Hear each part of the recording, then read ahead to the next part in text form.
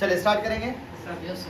बच्चों देखो, मैंने आपको कुछ एक्सेलरेशन ड्यू टू ग्रेविटी के बारे में भी पढ़ाया और एक्सेलरेशन ड्यू टू ग्रेविटी के बारे में पढ़ाया, जो था कि G is equal to G capital M upon में आर स्क्वायर। यस, इस टॉपिक के ऊपर ही मैंने आपको पढ़ाया। ओके, दूसरी चीज मैंने आपको पढ़ाया बच्चों, capital G is equal to F R square upon में M1 M2। सही है क्या बच्चों दोनों की? ये है स्मॉल जी और ये है कैपिटल जी।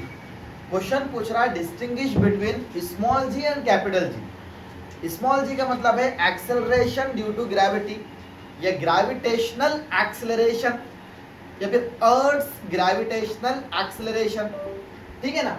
ये स्मॉल जी का मतलब है, यानी ये एक्सेलरेशन है एक अर्थ का ग्रेविटी की वजह से होने वाला एक्सेलरेशन, ओके ना? किसी ऑब्जेक्ट का अर्थ की ग्रेविटी की वजह से होने वाला एक्सेलरेशन। अच्छा, कैपिटल जी क्या है? यूनिवर्सल ग्रेविटेशनल कांस्टेंट, ओके ना? यूजीसी। इन दोनों के दरमियान फर्क क्या है ये समझना है, स्मॉल जी में कैपिटल जी में। असल में नोटेशन की वजह से थोड़ा कंफ्यूजन क्रिएट होता ना, स्मॉल जी क्या चीज है, कैपिटल जी क्या चीज है। फर्क की वजह क्या बनी? नोटेशन, इसमें भी जी, ये भी जी, समझ रहे? ये बहुत अलग चीज है, ये बहुत अलग चीज है, समझ रहे बात को? ये एक स्केलर क्वांटिटी है, ये एक वेक्टर क्वांटिटी है। ये यूनिवर्स में एवरीवेयर सेम है, ये यूनिवर्स में हर जगह चेंज है, समझ रहे बात को? ये जो है ना स्पीड में चेंजेस है, एक्सेलरेशन है ये, ओके? और ये क्या है? एक फोर्स है। कैपिटल जी क्या है? फोर्स है। सर फोर्स कैसा है वो समझो थोड़ा सा, ठीक है? मैं थोड़ा समझ इसके बारे में समझा रहा आपको। सपोज करो ये हमारे पास capital G is equal to F R square upon में M1 M2। मेरे पास दो मासेस है, सपोज करो दो मासेस है, यूनिट मासेस है। कैसे मासेस है? यूनिट मासेस का मतलब उनका मास कितना है? 1 kg है, 1 kg, और इसका भी 1 kg। Yes sir, okay. और इन दोनों के दरमियान का जो डिस्टेंस है ना वो भी कितना है? 1 मीटर, यानी डिस्टेंस भी बाय यूनिट ही है। डिस्टेंस भी कैसा है बच्चों उनका? मार्कर की तरह इसकी वैसे करके डिस्टेंस भी कैसा है इसका? यूनिटी है। यूनिटी मतलब 1। अगर दो मासेस का वैल्यू या मैग्नीट्यूड 1 किलोग्राम, यूनिटी यूनिटी हो जाए, एक एक, और दोनों भी क्या है? Separated by the distance 1 metre, ठीक है ना? तो देखो अब इस आंसर इसमें क्या होगा? ग्रेविटेशन फोर्स क्या बनी जरा देखो। जी का जी इज इक्वल टू एफ का है, आर क्या है? 1 का स्क्वायर अपॉन मास कितना है? बोलो 1 इनटू में 1, तो जी इज इक्वल टू क्या हो जाएगा? एफ, क्योंकि 1 इज 1 और 1 का स्क्वायर 1 और 1 लिखने की गरज नहीं। तो बच्चों एफ इज इक्वल टू 3 लिखा और जी इज इक्वल टू एफ, यानी पता चला कि यूनिवर्सल ग्रेविटेशनल कांस्टेंट जो है वो एक फोर्स है। क्या है? क्योंकि इक्वल फोर्स क्या आएगा ना, समझ रहे कि नहीं? The gravitational force between the two unit masses separated by unit distance, ये क्या है? ग्रेविटेशनल फोर्स है। यूजीसी क्या है? कैपिटल जी है क्या? It is a gravitational force. किसके दरमियान में ये ग्रेविटेशनल फोर्स? बोलो, बिटवीन द टू मासेस या फिर between the two unit masses. Unit मतलब जिसका मास 1 हो, ओके ना? And separated by the distance, या separated by the unit distance. Yes, तो आसान शब्दों में ऐसा बोला जा सकता है क्या? यूजीसी यानी कि universal gravitational constant is the force of attraction और it's a gravitational force between the two unit masses separated by unit distance. Yes, equal called as gravitational universal gravitational constant. Yes और no बच्चों? पूरी बात समझ में आ रही? जबकि small G क्या है? स्मॉल जी जो है वो acceleration produce in an object due to gravitational influence या अर्थ ग्रेविटेशनल इन्फ्लुएंस। इन्फ्लुएंस यानी उसका इफेक्ट, अर्थ की ग्रेविटी का जो इफेक्ट रहेगा उसकी वजह से जो एक्सेलरेशन आ रहा, उस एक्सेलरेशन नाम क्या है? एक्सेलरेशन ड्यू टू ग्रेविटी, है ना? स्मॉल जी क्या है? The acceleration produce in an object due to gravitational force या फिर due to earth gravitational influence. दोनों समझिए, बोलो समझ में आई बात? इस तरह से। तो बच्चों यहाँ पर आप पढ़कर देखो, थोड़ा समझ में आएगा। The gravitational force acting between unit masses kept at a unit distance anyway, unit distance away from each other। देखो दोनों में यूनिट डिस्टेंस, ये जो M1 M2 है तो यूनिट डिस्टेंस देखो 1 मीटर 1 kg ओके ना, 1 kg मासेस और 1 मीटर का distance. Yes, the gravitational force, ये क्या है? ग्रेविटेशनल फोर्स है acting between unit masses. Yes, kept at a unit distance, है कैसे? यूनिट डिस्टेंस पर रखे हुए, correct, away from each other, एक दूसरे से 1 मीटर के डिस्टेंस पर रखे हुए, इक्वल्स ग्रेविटेशनल कांस्टेंट, उसको क्या बोलते हैं? Gravitational constant. समझ में आ रही बात? समझ में नहीं आ रही? नहीं समझ रहा तो बोलो, बात समझ में आ रही कि नहीं आ रही? ज्यादा से ये थोड़ा इजी करके लिखो इसको कुछ, ठीक, थोड़ा समझो, वो इजी है, कुछ हार्ड नहीं है वो चीज, ओके ना? फिर मैं लिखा देता हूँ, आप बोल रहे बोलकर थोड़ा लिखा कर देता हूँ।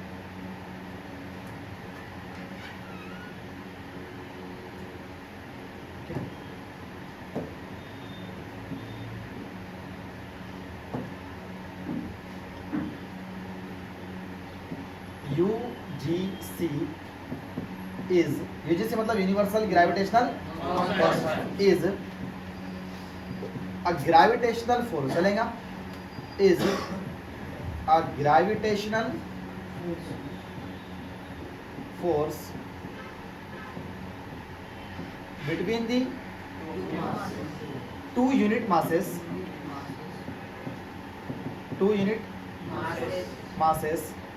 separated by unit distance, one को यूनिट बोलो, हाँ, यूनिट डिस्टेंस, खत्म, दैट इज कॉल्ड यूजीसी। कितना आसान दिख रहा है? अब लग रहा है आसान थोड़ा? UGC is the gravitational force. UGC क्या है? ग्रेविटेशनल फोर्स, किसके दरमियान की? बोलो, between two unit masses. Yes, हाँ, दो सेपरेटेड बाय यूनिट डिस्टेंस, क्या लिखे? कैसे? 1 मीटर के डिस्टेंस पर क्या है? यस, एक्सेलरेशन टू ग्रेविटी क्या बोलते थे अपन?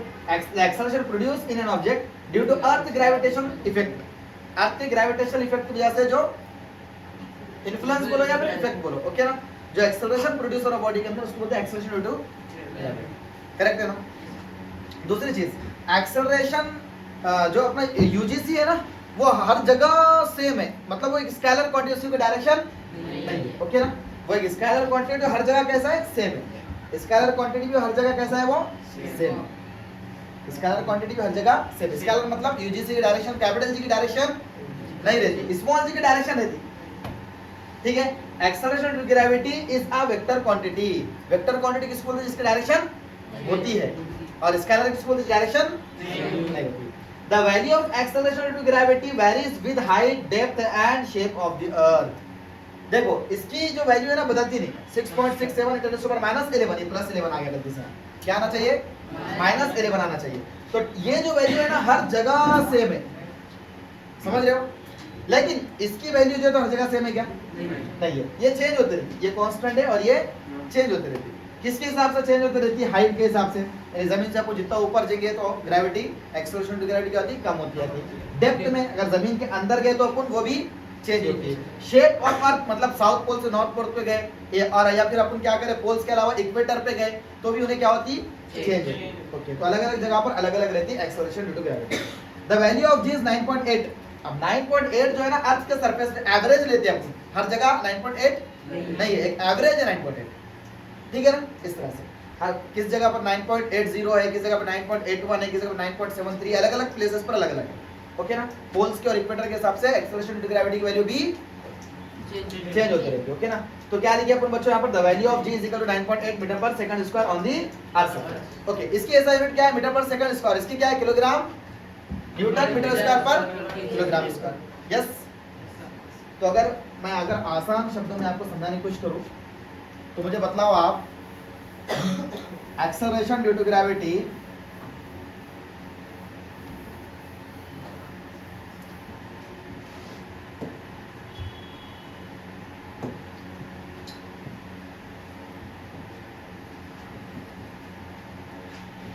कैपिटल जी और स्मॉल जी में अगर डिफरेंस करने की कोशिश करूं मैं थोड़ा, ठीक है?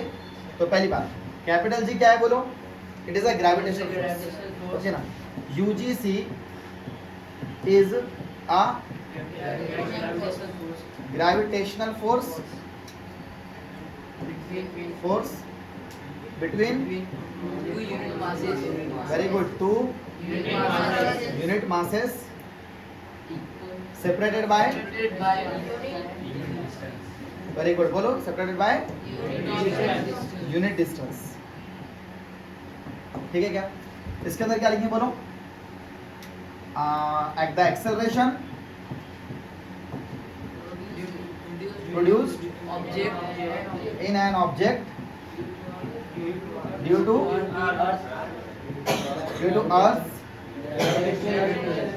Earth's gravitational इफेक्ट बोल सकते ना? इन्फ्लुएंस बोले तो क्या हो जाएगा, थोड़ा अच्छा वर्ड हो जाएगा, मतलब पूरा उसके एरिया के बारे में बात करेंगे। इन्फ्लुएंस घिराव उसका जितना असर जहाँ तक है, ठीक है ना, तो अच्छी बात है, मतलब समझ आएगा इन्फ्लुएंस।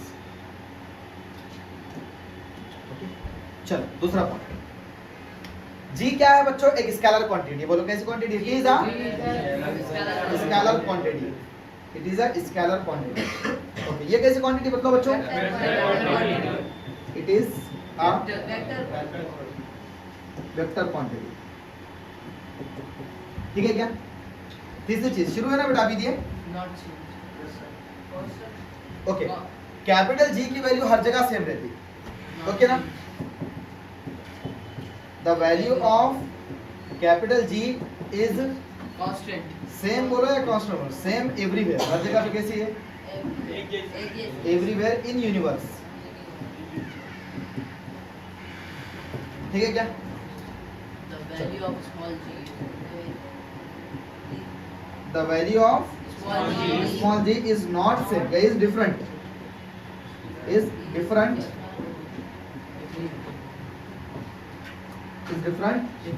at different places। सही है ना?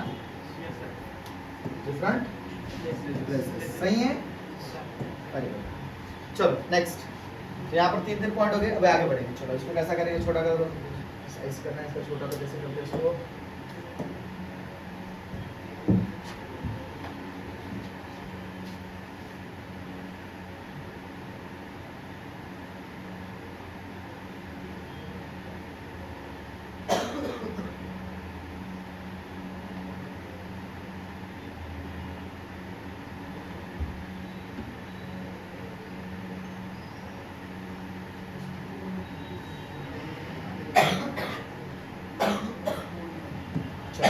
यस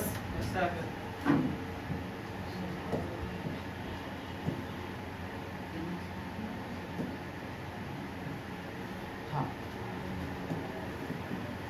चौथा पॉइंट, इसकी जो वैल्यू है वो कितनी है बोलो?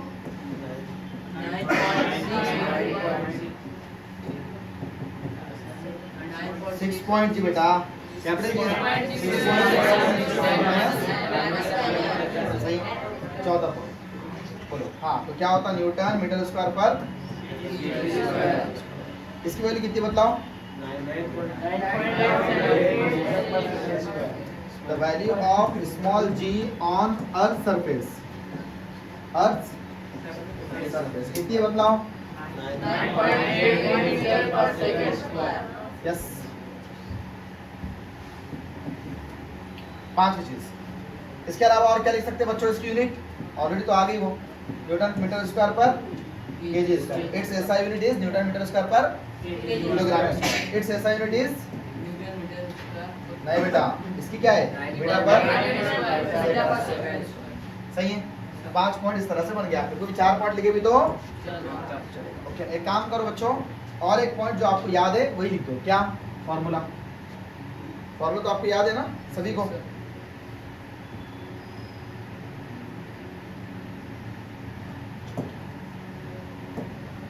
छठे पॉइंट में फॉर्मूला लिखो। यहाँ पर जी का फॉर्मूला क्या है? एफ आर स्क्वायर अपॉन में m1 m2।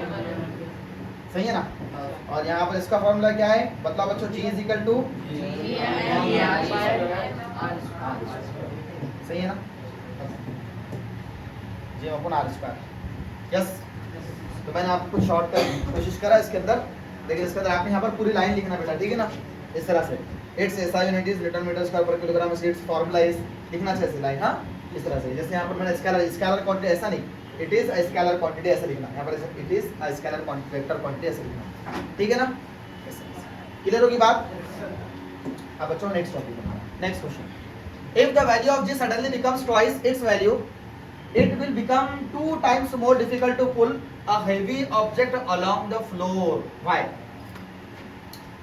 देखो बेटा क्वेश्चन क्या बोल रहा, अगर ये फ्लोर है, इसके ऊपर एक कोई ऑब्जेक्ट रखे वाला है, फ्लोर का मतलब जमीन, इस जमीन के ऊपर कोई ऑब्जेक्ट रखा हुआ है, ओके ना, और इस ऑब्जेक्ट को एक अभी खींचना, जितना भी हार्ड हो रहा अपने को उठाना फ्लोर से, जितना हार्ड हो रहा अपने को उठाना या फिर खींचना, जो भी चीज, ठीक है। अगर ये जी की वैल्यू जो है तो अभी जी के बजाय 2g कर दिया अपन ने, डबल कर दिया जी की 9.8 है ना अभी, तो 9.8 का दुगना कर दिया अपन ने, कितना कर दिया 19 पॉइंट समथिंग कर दिया, समझ लो, समझ रहे बात को, ऐसा 19.60 कर दिया अपन ने, या फिर 10, अभी 10 है सपोज करो, 20 कर दिया जी की वैल्यू, तो क्या होगा बोलो, उतना ही खींचना वो मुश्किल हो जाएगा, डबल हो जाएगा, तो क्यों? देखो बहुत बड़ा question, 2 times more difficult to pull heavy object along the floor. Why? अगर g की वैल्यू दुगना हो गई तो if the value of g suddenly become twice, अगर g की वैल्यू सडनली क्या होगी, दुगना होगी, तो its value, g की value, it will become 2 times more difficult to pull a heavy object along the floor. Question समझा कि नहीं समझा? क्या समझा बोल क्वेश्चन? एक फ्लोर पे एक ऑब्जेक्ट रखा हुआ है, हाँ, इसको उठाने को अपने को ग्रेविटेशनल पे अच्छा ताकत लगी, हाँ, और उसकी वजह तो अपन जी की वैल्यू डबल कर दी, हाँ, जैसा 9.8 तो उसकी डबल कर दिया तो 19 मिले तो समथिंग हो जाएगी, तो उसको उठाने को और डबल क्यों ताकत लगेगी, वो एक्सप्लेन करो। समझ रहे कि जी की वैल्यू अगर दुगना हो गई तो उठाने को ताकत भी दुगना लगेगी, तो ऐसा क्यों, उसको एक्सप्लेन करना है अपने को। देखो थोड़ा मोटा मोटा दिमाग लगाओ बच्चों, हमारा फॉर्मूला जो है जी का फॉर्मूला क्या है बोलो, वेट का फॉर्मूला बोलो, चलो वेट का फॉर्मूला क्या है बोलो, क्या क्या ऊपर आ रहा है, अच्छा,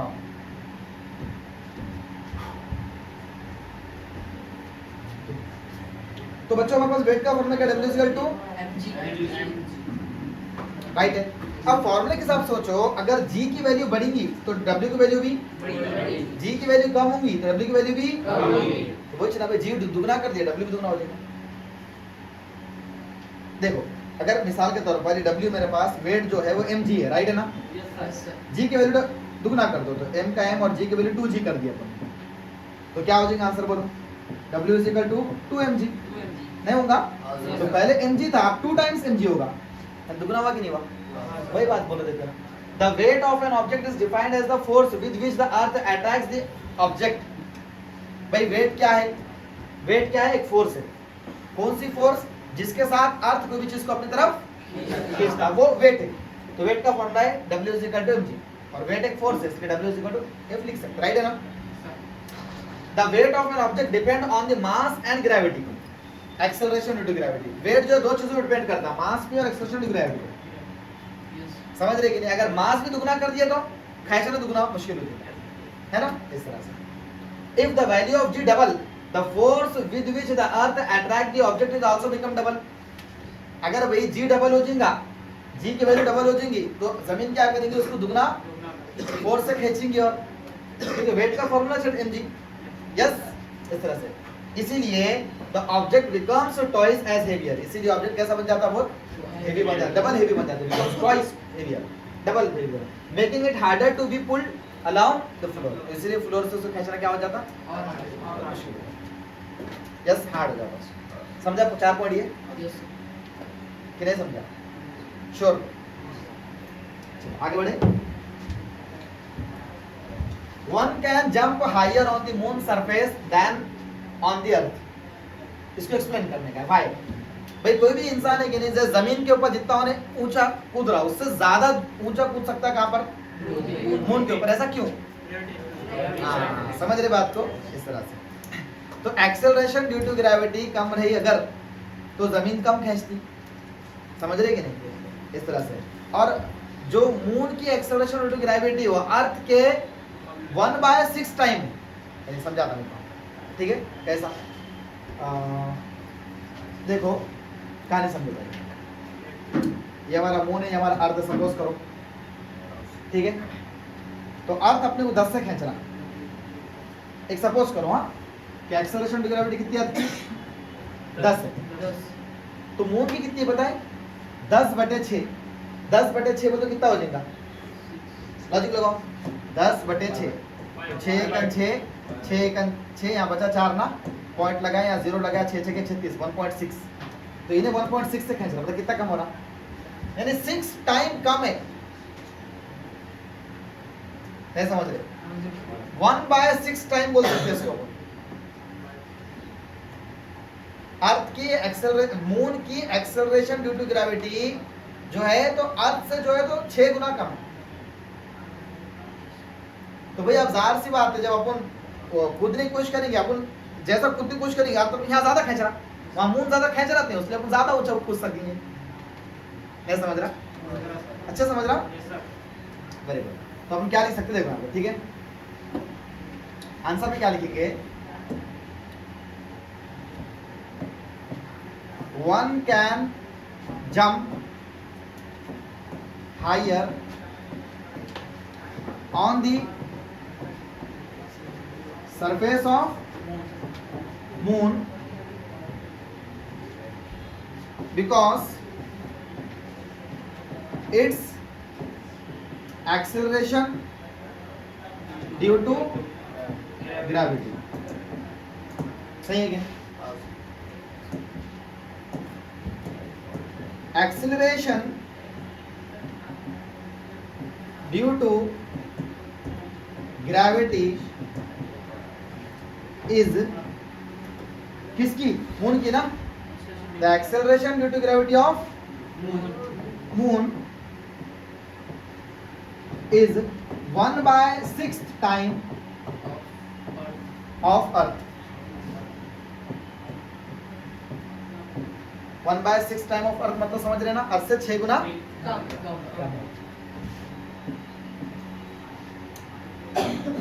yes means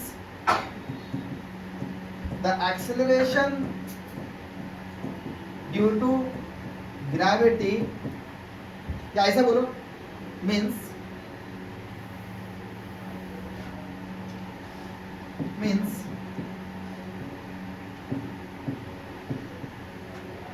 gravitational force of moon attracts any object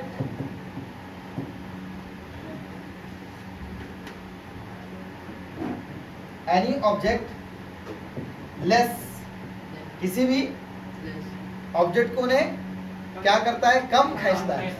attracts any object less than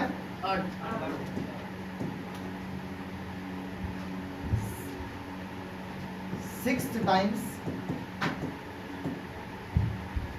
any object attracts any object 6 times less than earth।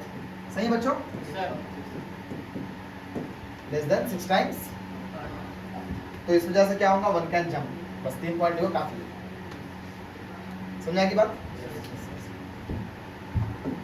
चलो, the weight of an object changes from place to place,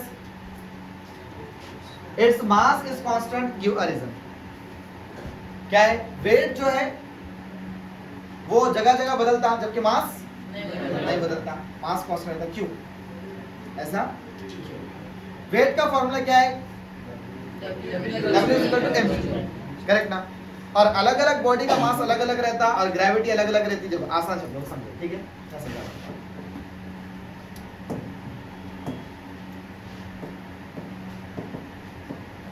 weight of any object is different at different places. सही है बच्चों? At different places। क्यों? Because weight is the because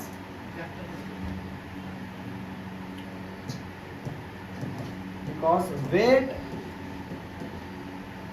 depends on mass and acceleration due to gravity। yes weight जो है mass और acceleration due to gravity पे depend करता है, करेक्ट है। And acceleration due to gravity depends on Gm/r². Yes or no? Yes. And acceleration due to gravity is depend on Gm/r². अच्छा, इन्हें मास और रेडियस पर डिपेंड करता, अलग अलग प्लैनेट के, ऐसा समझ रहे। एक्सेलरेशन ड्यू टू ग्रेविटी किस पर डिपेंड करता है? अलग अलग प्लैनेट के मास पे और रेडियस पे, इस तरह से। अब देखो मास ऑफ each planet या every planet, mass of different planets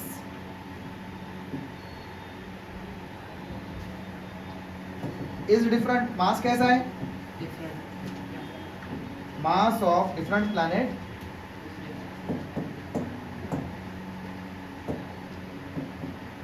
is different. अलग अलग planet का mass कैसा रहता? अलग अलग रहता, करेक्ट ना? अब मास अलग है और कौन अलग रहता?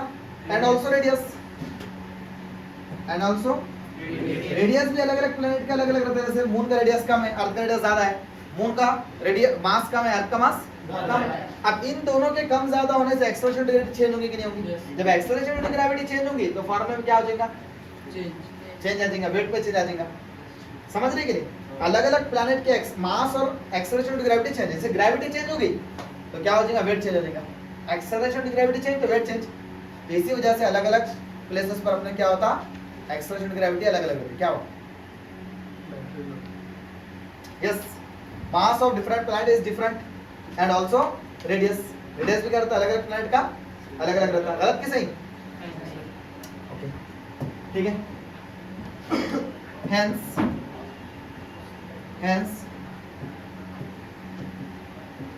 weight of object changes place to place. सही है? अलग अलग जगह पर क्या होता? वेट भी अलग अलग होता है। समझ बात अच्छे से है? इस तरह से। और अगर बोलना चाहे तो बोल सकते हैं कि वेक्टर क्वांटिटी है। वेट क्या है? वेक्टर क्वांटिटी है। Weight is a vector quantity. काफी है, ठीक है। अब बात करते हैं मास के बारे में। वेट के बारे में बहुत कुछ बोल दिया, मास के बारे में बोलो कि मास क्यों चेंज नहीं होता? And it's mass is constant due reason. Mass एक स्केलर क्वांटिटी है, ठीक है। Mass is a scalar quantity, yes.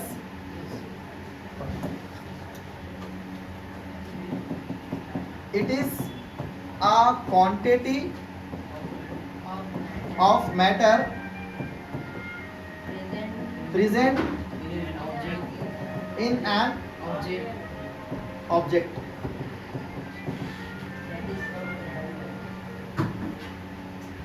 It is a quantity of matter present in an object that cannot be changed if anywhere. वो कहीं भी change नहीं होता। समझ रहे? Mass of object is constant in universe. तो पूरी यूनिवर्स में कैसा रहता? कांस्टेंट रहता। इधर होगी बात, तो ये 3 पॉइंट इधर से लिखो, वो 3 पॉइंट उधर से लिखो और खत्म करो बात। ओके, वेट के बारे में इतना बोल दो। और कुछ बनाना है तो डेफिनेशंस लिख सकते हैं इनके वेट की। वेट क्या है? Weight is the force with earth attracts any object toward it. Yes, और भी लिख सकते हैं इस तरह से। चलो नेक्स्ट।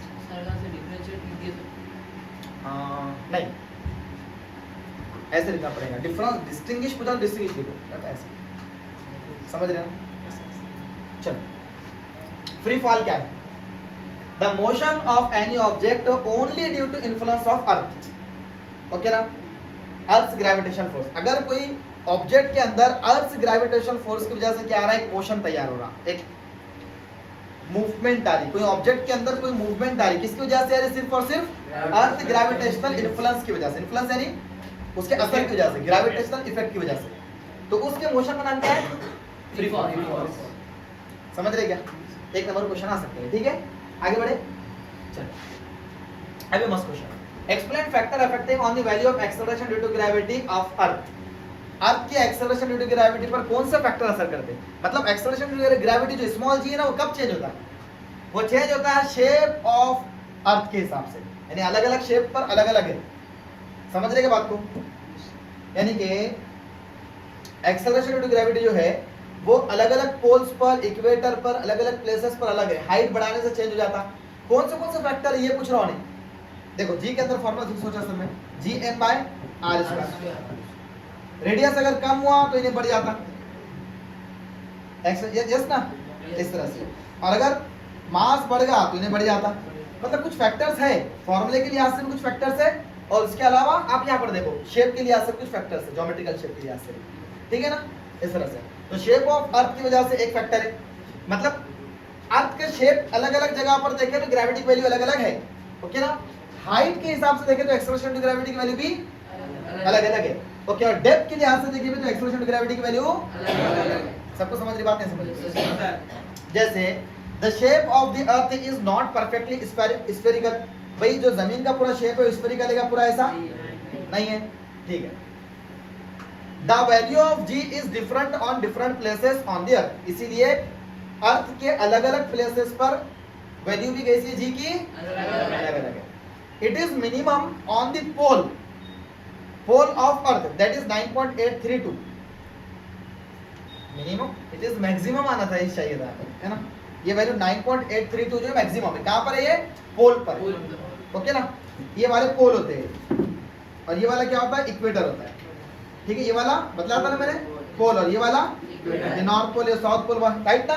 और ये वाला इक्वेटर होता है, ऐसी लाइन जो होती है इक्वेटर के, राइट ना। चलो तो बच्चों 9, ये पोल पर कितना होता है? 9.832 होता है मीटर पर सेकंड स्क्वायर। और इक्वेटर की बात की जाए अगर तो कितना होता है? 9.78। यानी वैल्यू ऑफ जी क्या है? अलग अलग है, अलग अलग प्लेसेस पर। पोल पर देखें तो 9.832 और इक्वेटर पर देखें तो 9.78। ऑन एवरेज कितना पकड़े चलते हैं? 9.8, ओके ना। मैं तो बोलता हूं कि 10 पकड़ के चलो इसको, सबसे आसान, ठीक है ना। हम जब नीट के क्वेश्चन सॉल्व करते ना तो उस वक्त हम 10 कैलकुलेशन करते हैं, हमको नहीं होता ये 9.8 9.3 करना। हम डायरेक्ट 10 का आंसर ला लेते हैं, उसके नियरली आंसर जो आ रहा है ये है बोल देते, क्योंकि नीट टेस्ट में क्या आता है? 4 ऑप्शन क्लिक करने का आता है, 4 ऑप्शन हमारा ऑलमोस्ट आंसर सेम आता है। समझ रहे क्या? इस तरह से तो हम 10 कंसीडर करते हैं, बट आप लोग 9.8 कंसीडर करिए, चलो ओके क्या। तो बच्चों शेप के लिहाज से तो कैसा बनेंगे पॉइंट के अंदर? Shape of earth, shape of earth is not perfectly spherical, okay ना। स्फेरिकल है क्या? नहीं है। Therefore the acceleration due to gravity is different on the different places, okay na. Its maximum value is on pole, that is 9.832 meter per second square, yes. And its minimum value is at equator, कितनी है? That is 9.78 meter per second square। होगी बात खत्म, okay. 3 number question आ सकते हैं बेटा, कौन से फैक्टर अफेक्ट करते हैं, एक्सप्लेन करो बेटा। दूसरा, हाइट की वजह से, भाई जितनी हाइट बढ़ेंगे अपन उतना क्या होती वैल्यू? एक्सेलरेशन ग्रेविटी की कम होती रहती। जितना अपन दूर जाएंगे हाइट से और ऊपर जाएंगे तो, राइट है ना। हाइट बढ़ाने पर एक्सेलरेशन ग्रेविटी की वैल्यू क्या होती? कम होती, करेक्ट है ना। इस तरह से चलो देखेंगे। The value of G is decreased when the height increase. G की वैल्यू क्या होती? कम होती जब हाइट क्या होती? बढ़ती। जमीन से ऊपर जाएंगे इतना ऊपर जाएंगे अपन, यस, इस तरह से। बाय द फॉर्मूला क्या है? G and R is inversely proportional to each other, yes. Therefore as the radius increase the value of G decrease। क्या मतलब समझो, थोड़ी आपत्ति हुई लिखने में, V नहीं आने। फरहान कौन है? बात करो।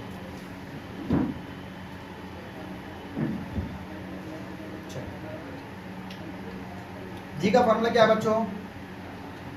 स्मॉल जी का formula capital G M by R square। Yes, capital G M by R square। अब बच्चों जरा लॉजिक लगाओ, अगर रेडियस बढ़ेगा मतलब क्या है, ये रेडियस अभी अर्थ इतना है, अगर ये हाइट बढ़ेगी, अभी ये इतना रेडियस सपोज करो आपका, अपन अगर हाइट बढ़ेंगे तो क्या होगा, रेडियस ही बढ़ रहा ना।